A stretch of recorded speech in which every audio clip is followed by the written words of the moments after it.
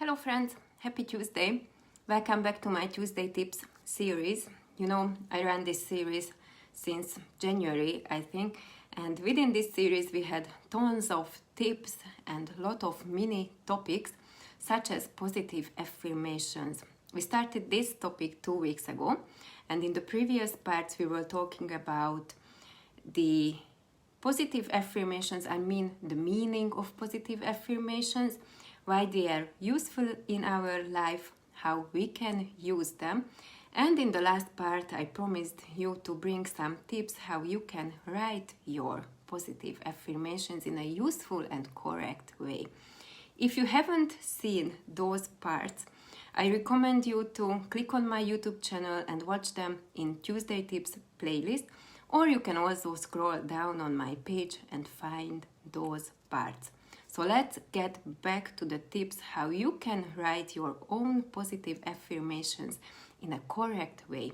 I have 5 tips about this topic. So let's see. The first one, think about the areas of your life you would like to change. I think it doesn't require any explanation. It's very simple.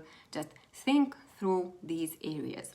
The second one, be sure that your affirmation is credible and achievable.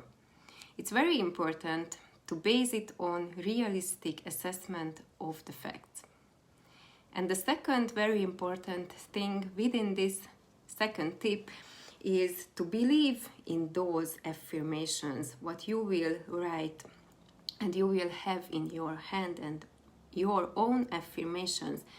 Because if you don't believe in those affirmations, what you will write for yourself, they won't impact your life.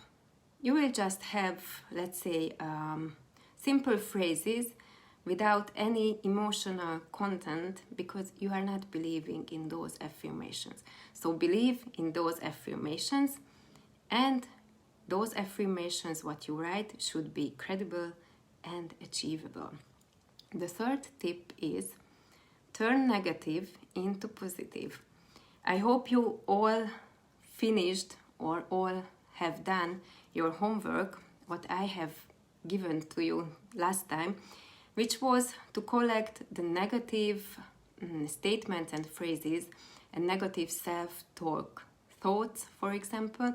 And of course you could collect your positive affirmations or those positive affirmations what you are already using. But the main part of that homework was to collect the negative ones so you can turn them into positive. And that's why it's important to check your self-talk. We already have been talking about self-talk, how much it matters to be in a positive way. There was a Tuesday Tips series and part about it as well, so you can check also that part. So it's very important to turn your negative self-talk into a positive way. I brought you an example for that. For example, if you have a phrase or a sentence like that I am not talented enough to progress in my career. That's a negative thought. And you should change it and turn it into positive. And for example, you can do it this way. I am skilled and experienced professional. I hope you see the difference. The fourth tip is write your affirmation in present tense. Usually it's not the most, but it's a very difficult tip, and it's very difficult to write things as if they are already happening. At least I can see it in my team that it's usually a problem to write in present tense, but it's worth to rethink our affirmations, turn them into positive one and state them in present tense. And the last fifth tip is say it with feeling. You know, there is a saying that feelings create. It's very important that those affirmations, what you are using every day in your life, or every affirmation you read, should be meaningful to you. You should say them and write them with feelings and in a meaningful way, because they are more effective when they carry emotional weight. As I have mentioned, there is a saying that emotions create. So that's why it's very important to have meaningful affirmations and to have those affirmations with feelings and to say them with feelings.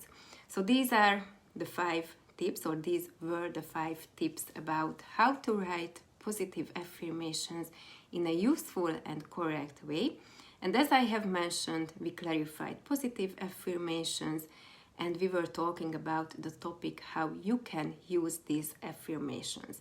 So this is the last part, and this was the last part about positive affirmations. Of course, I will give you some examples about positive affirmations, phrases and statements in comment to inspire you just to rethink what affirmations you are using now, or maybe you can find some in those sentences what you would like to use or rewrite for yourself and to have an own affirmation. So that was the last part about positive affirmations. As I have mentioned, you can rewatch the previous parts on my YouTube channel in Tuesday Tips playlist, or you can scroll down on my page and just find those videos, but I think it's easier just to click on my YouTube channel. Don't forget to finish your homework and to use your homework to turn your negative self-talk into positive one. And of course, if you have found this video useful and you think that it might help someone, then don't hesitate to share with them. Next week I will bring you other new tips and ideas. Till then, have a nice day and evening, and see you soon next week in Tuesday Tips. Bye!